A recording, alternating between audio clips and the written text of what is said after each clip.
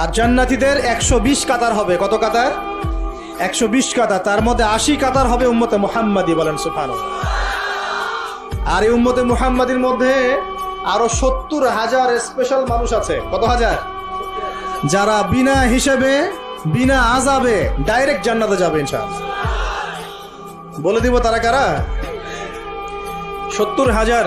তবে অন্য একটা হাদিসে আসছে যে প্রত্যেক হাজারের সাথে আরো 70,000। তবে শর্ত কঠিন। কিরকম শর্ত? সাহাবীরা বসে ডিসকাস করছেন কে হতে পারে তারা। কেউ বলছেন তারা হয়তো প্রথম দিকের মুসলিমরা হবেন, কেউ বলছেন তারা হয়তো মুজাহিদরা হবেন, কেউ বলছেন তারা বদর যুদ্ধের সাহাবীরা হবে ইত্যাদি। তখন নবী সাল্লাল্লাহু আলাইহি ওয়াসাল্লাম আবার চলে আসলেন, ব্যাক করলেন। ব্যাক করে বলছেন তোমরা কি এই বিষয়ে কি বিষয়ে কথা বলছিলে? তখন সাহাবীরা বললেন আমরা তো ডিসকাস করছিলাম যে কারা হতে পারে সেই 70,000। নবীজি বললেন শোনো, ওই 70,000 মানুষ, এক নাম্বার, ওই 70,000 মানুষ পাখি উড়িয়ে ভাগ্য গণনা করে না। প্রথম কাজটা কি? মানে তারা ইসলাম এত কঠিন ভাবে পালন করে যে পাখি উড়িয়ে ভাগ্য গণনা বা হাত দেখা, রাশিফল, এরকম শিরিকের ধার কাছেও নাই। তারা শিরিকের ধার কাছেও নাই। দুই নাম্বার, তারা আগুনের শেখা বা উল্কি দিয়ে, এই ট্যাটু আছে না, ট্যাটু উল্কি আঁকে আগুন দিয়ে, এই ধরনের ট্যাটু উল্কি তারা আঁকে না শরীরের মধ্যে। এইসব কুলক্ষণে সুলক্ষণে তারা বিশ্বাস করে না। তিন নাম্বার, তারা অবৈধ ঝাড়ফুঁক করে না। অবৈধ ঝাড়ফুঁক করে না। বৈধ ঝাড়ফুঁক করা যাবে, সূরা ফাতিহা পড়ে ঝাড়ফুঁক করা যাবে, সূরা ফালাক নাস ইখলাস পড়ে পড়া যাবে, আয়াতুল কুরসি পড়ে পড়া যাবে, কোরআন হাদিস দিয়ে ঝাড়ফুঁক করা যাবে। কিন্তু অবৈধ কিছু ঝাড়ফুঁক আছে না, তান্ত্রিক কবিরাজদের কাছে মানুষ করে, এগুলো করা যাবে না। আর 4 নাম্বার হচ্ছে তারা সর্বাবস্থায় এক আল্লাহর উপরে তাওয়াক্কুল করে, ভরসা করে, আল্লাহর প্রতি তাওয়াক্কুল করে। এরা হচ্ছে সেই 70,000 মানুষের মধ্যে থাকবে ইনশাআল্লাহ। এক সাহাবী দাঁড়িয়ে বললেন, ওয়াকাশা দাঁড়িয়ে বলছেন যে ইয়া রাসূলুল্লাহ, আমার জন্য দোয়া করেন, আমি যেন সেই 70,000-এর মধ্যে থাকতে পারি। তো নবীজি বললেন হ্যাঁ, তুমি 70,000-এর মধ্যে একজন। এরপর আরো 2জন সাহাবী দাঁড়িয়ে গেলেন, আমার জন্য দোয়া করেন। নবীজি বললেন না, ওয়াকাশা অগ্রগামী হয়েছে। এভাবে সবার জন্য দোয়া করতে থাকলে দরজা কি হতো? বন্ধ হয়ে যেত। তো এই দরজা খোলা আছে। এই যুগের মানুষও হতে পারে না? যে ব্যক্তি শিরক করে না, আল্লাহ ভরসা করে, কোন রকম কুলক্ষণে বিশ্বাস করে না, ইসলাম পরিপূর্ণরূপে পালন করে, ইনশাআল্লাহ তাআলা আল্লাহ চাইলে তাদেরকে আল্লাহ পাক 70,000-এর মধ্যে আশ্রয় দিবেন, অংশ দিবেন ইনশাআল্লাহ তাআলা। তো আমরা বলছিলাম যে আমরা কোত্থেকে আসছি ভাই? জান্নাত থেকে। কোথায় যাব? ইনশাআল্লাহ। এর মাঝখানে শয়তানের পথ রয়েছে কিছু, শয়তানের ফিতনা।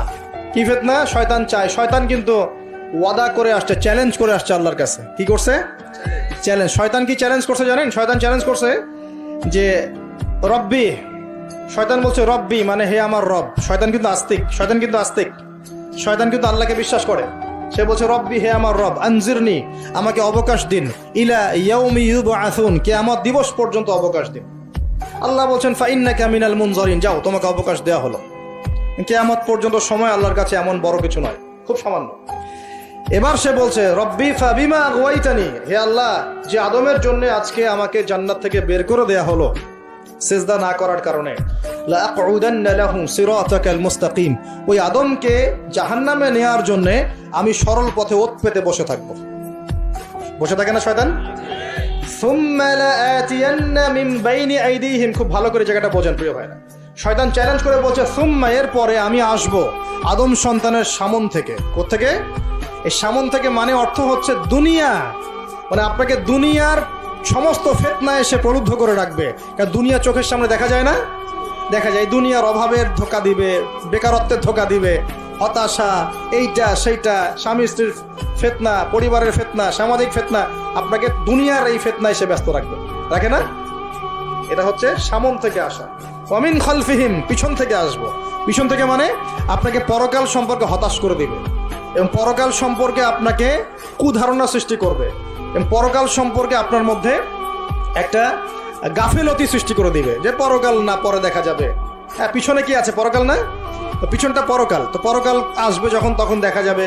হ্যাঁ, বৃদ্ধ হলে তখন তওবা করে নিব, এখনো কি তাড়াহুড়ার কি আছে, পরে দেখা যাবে শেষ বয়সে। এরকম করে আপনাকে ভুলিয়ে ভালিয়ে রাখবে পিছন থেকে। আবার হতাশ করে দিবে, আমার পরকালে আমার জান্নাত হবে না, আমি তো এত আমল করতে পারি নাই, হ্যাঁ, আমার কি হবে, আমার আত্মহত্যা ছাড়া কোনো পথ নাই, এভাবে হতাশ করে ফেলবে আপনাকে পিছন থেকে। সুম্মা লায়াতিয়ান্না মিন বাইনি আইদিহিম ওয়া মিন খালফিহিম, সামন থেকে আসবো, পিছন থেকে আসবো, ওয়া আন আইমানিহিম, ডান দিক থেকে আসবো। ডান দিক মানে কি? এটার ব্যাখ্যাও চমৎকার। ডান দিক মানে কি? আমরা বলি না ডান পক্ষ খুব ভালো মনে করি না? ডান পক্ষ ভালো, ডান দিকটা ভালো, শুভ মনে করি তো। ডান দিক হচ্ছে আপনাকে নেক্সট সুরতে সে ধোকায় ফেলবে। ডান দিক মানে কি?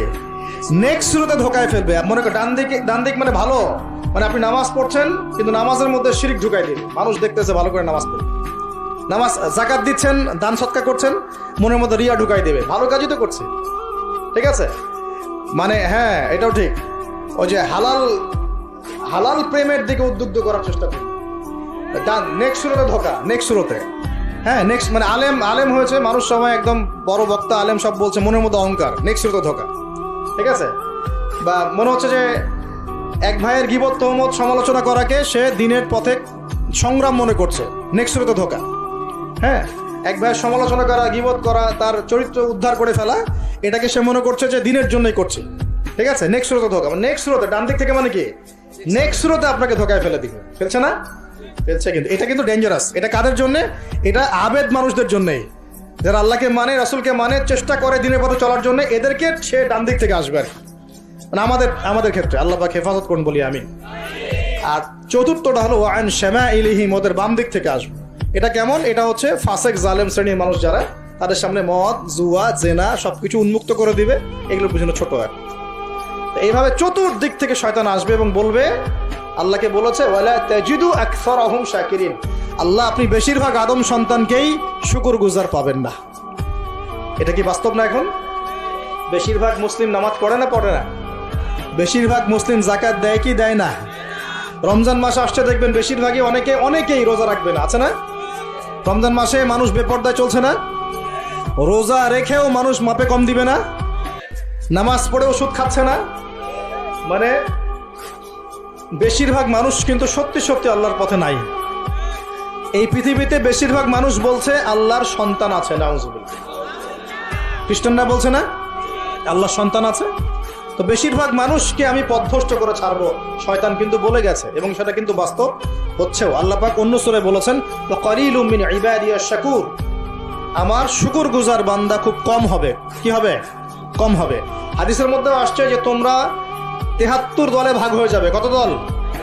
তার মধ্যে একটা মাত্র দল জান্নাতে যাবে। কয়টা দল?